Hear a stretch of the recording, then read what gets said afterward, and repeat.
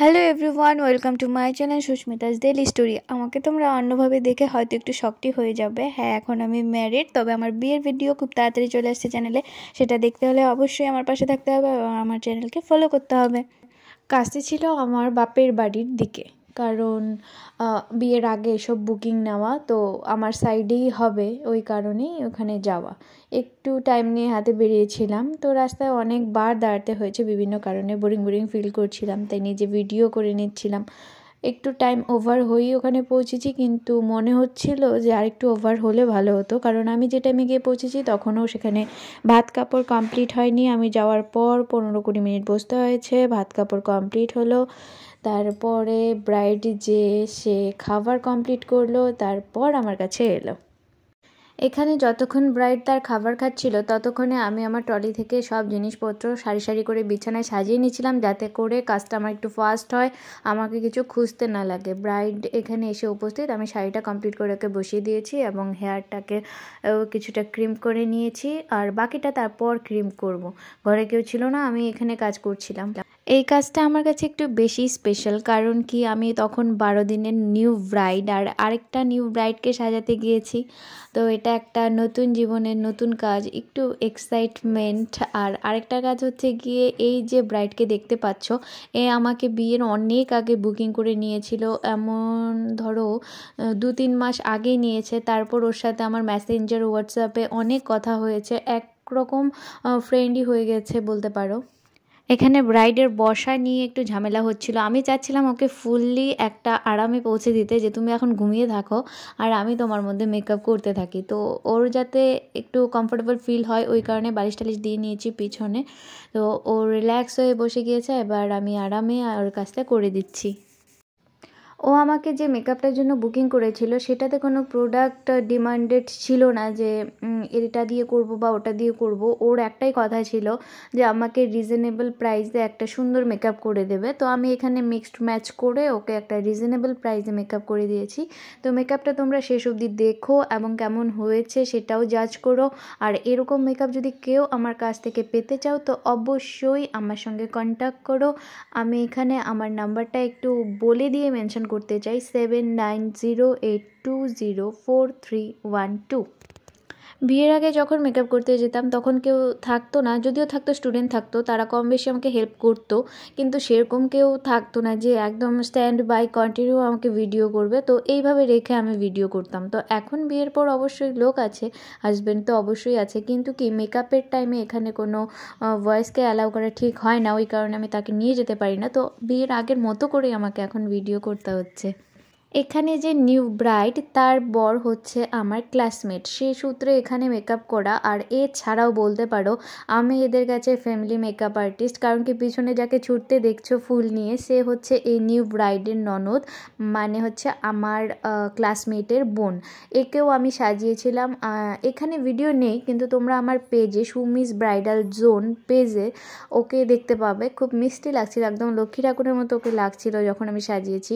ওটা থেকেও একটা ডিমান্ড এসেছে যে বুনুকে তুমি সাজিয়েছিলে, খুব সুন্দর লেগেছে, এবার আমাকেও সাজাবে, বা ওর বড় আমাকে বলেছিল তুই সাজাবি, ওই কারণে এখানে আমি এসেছি ওদেরকে সাজাতে। আর এই নিউ ব্রাইড ছিল একটু বেশি চটপটা, একটু বেশি কথা বলে, খুব মিশুকে, বেশি কথা বলে জন্যই ও মিশুকে, আর ধৈর্যটা একদমই কম। আমি খুব সুপার ফাস্ট আমি ওর কাজটা সেরেছি, তবু ওটুকু টাইম ওর বসতে, মানে অনেকবার ও উঠেছে, সোজা হয়ে বসেছে, মানে একটু কি বলবো, একটু ইরিটেট ফিলও করছিল, কিন্তু কিছু করার নেই, আমি তো ধরে বেঁধে বসিয়েছি, উঠতে তো দিব না। কাজটা তাড়াতাড়ি শেষ করার পিছনে দুটো কারণ রয়েছে। আমি এখন নিউ ব্রাইড, 12 দিনের নিউ ব্রাইড ছিলাম এই কাজটি যখন করি, তো নতুন বউ একটু তাড়াতাড়ি তো শ্বশুরবাড়ি ফিরতে হবেই, ওই ভয়টাও কাজ করছিল।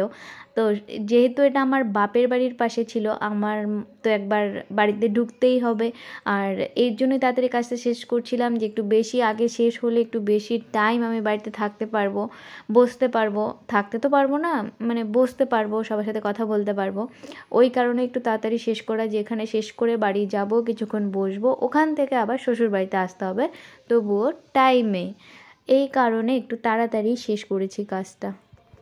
এই কাজের মধ্যে যেরকমটা ভয় কাজ করছিল সেরকমটা একটা এক্সাইটমেন্ট কাজ করছিল। নতুন কাজ, মানে নতুন জীবনের প্রথম কাজ, তার মধ্যে আবার সবার সঙ্গে দেখা করার একটি সুযোগ। তো অবশ্যই ভয় প্লাস এক্সাইটমেন্ট মিলেমিশে মানে একটু ব্যাপারটা ইন্টারেস্টই হয়েছিল।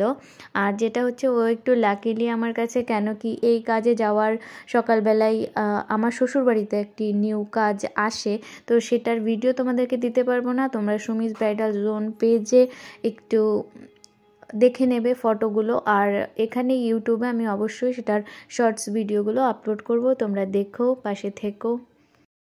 বলেছিলাম না ব্রাইড একটু বিরক্ত ফিল করছিল, তোমরা এই দেখো ব্রাইডের অবস্থা, বলছে আমার ঘুম পেয়ে যাচ্ছে আর কতক্ষণ।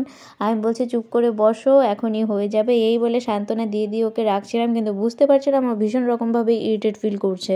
তো করার কিছুই নেই, আমি তো এখান থেকে ছাড়ার পাত্রী না। আচ্ছা, তোমরা কে কে আমার হাতে মেহেন্দি দেখতে পাচ্ছ? এখন বলবে যে 12 দিন হয়ে গেছে বিয়ে হয়েছে, হাতের মেহেন্দি কেন ওঠেনি? অবশ্যই আমার হাতের মেহেন্দি উঠে গেছিলো। তো যেটা ছিল দিরাগমনের ব্যাপারটা, মানে আমি সেকেন্ড টাইম যখন বরকে নিয়ে বাড়ি যাব, ওই রিচুয়ালসটা করার জন্য আমার হাতে মেহেন্দি ছিল না।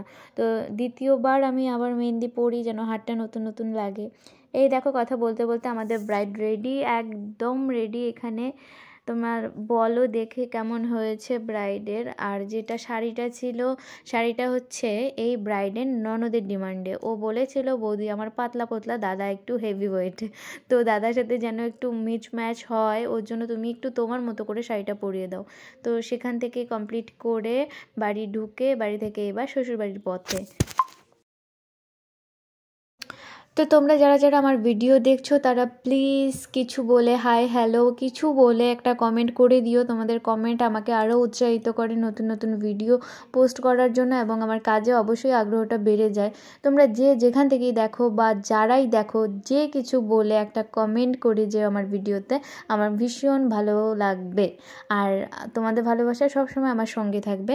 তোমরাও আমার পাশে থেকো, আমার চ্যানেলটাকে সাবস্ক্রাইব করে দিও, লাইক কমেন্ট শেয়ার করে দিও, তাহলে আমি আরও নতুন নতুন ভিডিও দেব।